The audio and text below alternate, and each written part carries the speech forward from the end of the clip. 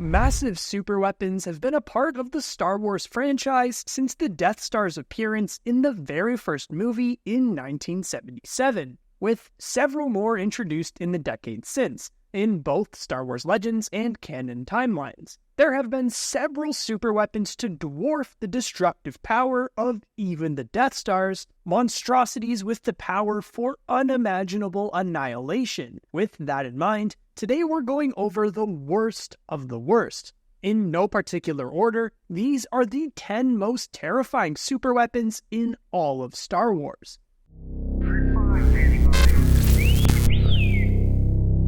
The Starforge. A giant automated shipyard, the Starforge was designed to create the most powerful army of all time. It was constructed by the Rakatan Infinite Empire in 30,000 BBY, using slaves from many subject worlds to do so. The Starforge drew energy and matter from a nearby star, which, when combined with the power of the dark side of the Force, was capable of creating an endless supply of ships, droids, and other war material. This technological marvel came at a terrible cost, as the Rakatan themselves were a cruel and savage species. The Starforge began feeding off these negative traits inherent in its creators, and as a result, it became an immense tool of dark side power. The Starforge, now a fusion of technology and dark side energies, began corrupting the Rakata in order to gain the immense power it required to operate itself, and ultimately caused the collapse of the Rakata Empire. The Sith Lords Darth Revan and Darth Malak discovered the Starforge. While Revan was aware of the semi-living superweapon's ability to corrupt its users, and limited his contact with the dark side superweapon, Darth Malak planned to explore deeper into the Starforge after disposing of his master. Ultimately, the Starforge was destroyed during the Battle of Rakata Prime, the final campaign of the Jedi Civil War. The superweapon was plunged into the Rakatan sun by Revan. The World Devastators. One of the many nightmarish superweapons used by the Dark Empire, led by the reborn Emperor Palpatine in Star Wars Legends, World Devastators were gargantuan, automated monstrosities that tore planets apart, absorbed their natural resources, and produced more hardware for the Imperial war machine. World Devastators were virtually indestructible from the outside, making their destruction of planets a slow and excruciating process for their respective populations. Like the Starforge, World Devastators not only create more vessels and starfighters for the Dark Empire, but they also fuel and reinforce themselves with the planetary resources they consume. Theoretically, the size and power of a World Devastator was unlimited, for as long as they could consume planets, they kept growing larger and deadlier. Center Point Station.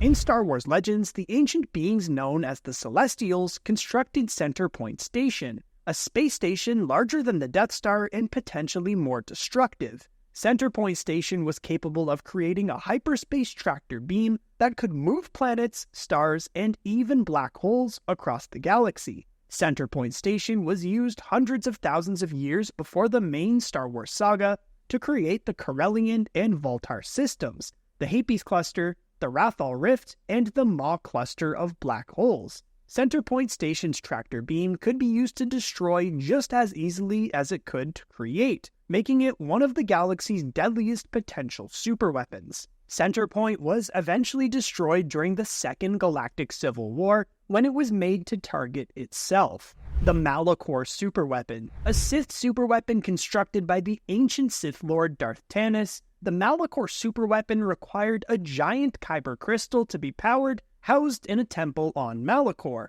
During the Great Scourge of Malachor, a battle which took place between the ancient Jedi Order and Sith Empire, the weapon fired and petrified the warriors battling there. Their petrified bodies were all that remained, left littered across the battlefield. The horrors of Malachor would go on to inform Jedi legends for millennia to come, and stories of the battle were interpreted as tales or forewarnings for Jedi younglings. Meanwhile, during Darth Maul's training, Darth Sidious brought Maul to the site of the battle to teach him about the fall of the Sith. The petrified remains of the battlefield were later discovered by Ahsoka Tano, Kanan Jarrus, and Ezra Bridger, and the weapon was activated and nearly fired again by Maul, but the temple was collapsed. The Death Stars. We all knew this was coming. The oldest and most famous superweapons in Star Wars are the Death Stars. The moon-sized mobile battle stations could destroy an entire planet in a single blast, allowing the Empire to drop all pretense of politics and the Senate ruling through fear as Emperor Palpatine had designed. This necessitated the quick construction of the second Death Star following the first station's destruction at the hands of Luke Skywalker during the Battle of Yavin, but the station's development also led to the creation of comparable superweapons. In Star Wars Legends, the Tarkin and the Darksaber, not that black Mandalorian lightsaber, were both stripped-down iterations of the Death Stars, with the Empire using the former and the Hutt Cartel acquiring the latter. While smaller than the Death Stars, both were capable of destroying planets. Starkiller Base.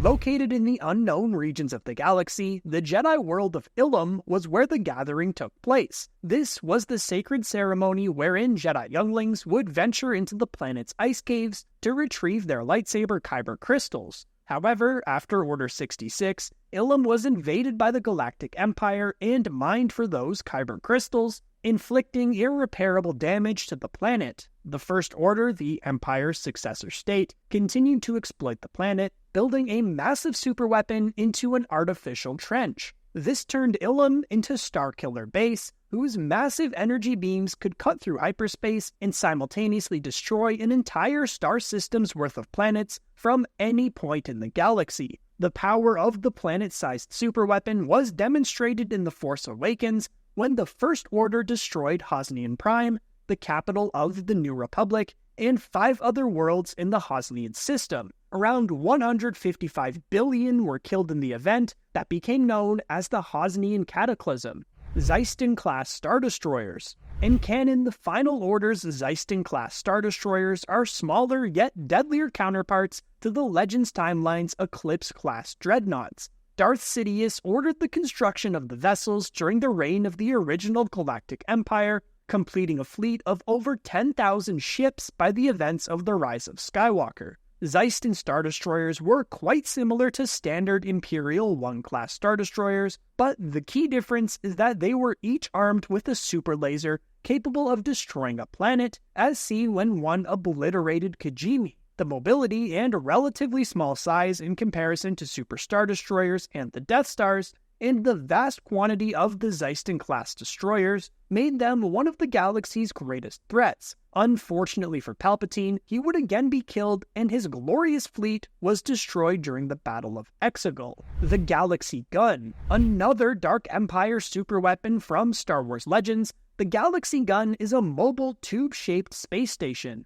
Like most of the Dark Empire's deadliest vessels, the Galaxy Gun was all but impervious to even the most advanced of New Republic weaponry. The Galaxy Gun would strike any world from anywhere in the galaxy, firing particle disintegrator warheads through hyperspace. The warheads had extremely powerful shields and varying explosive payloads, allowing them to destroy a city, continent, or even an entire planet. Basically, a Death Star with unlimited range. The Omega Frost. Devised by the Tage Company for the Galactic Empire, the Omega Frost saw use in the year following the Battle of Yavin in Legends. 2 deceptively small conductor towers could freeze anything caught between them and cause them to shatter. The Omega Frost was intended to be used on Rebel ships, but its range was theoretically unlimited, as anything caught between the 2 towers could be frozen and destroyed, even whole planets or entire star systems. The Omega Frost could destroy any material with ease and was effective in deep space, making it a worthy substitute for the first Death Star following its destruction. The Sun Crusher. Of all the Empire's superweapons to come out of the Maw installation, none are deadlier than the Sun Crusher, a vessel only slightly larger than a starfighter, with far greater destructive potential than even the Death Stars. The Sun Crusher could fire a resonance torpedo into a star, causing it to supernova and destroy an entire system. Despite its size, the Sun Crusher's quantum crystalline armor rendered it nearly invincible, with the vessel enduring a glancing strike from a prototype Death Star super laser and destroying the bridge of an Imperial 1-class Star Destroyer by flying right through it. But out of all of these deadly super weapons, which do you think is the most terrifying? Which is your favorite? Let me know in the comments. Come join us to chat more at our community Discord server, linked in the description. If you enjoyed today's Star Wars video, we've got more on the screen for you right now. Also make sure to drop a like, and if you're new to the channel, hit subscribe to join the Red Squadron. Until next time, thanks for watching, and may the Force be with you. Red 5, standing by.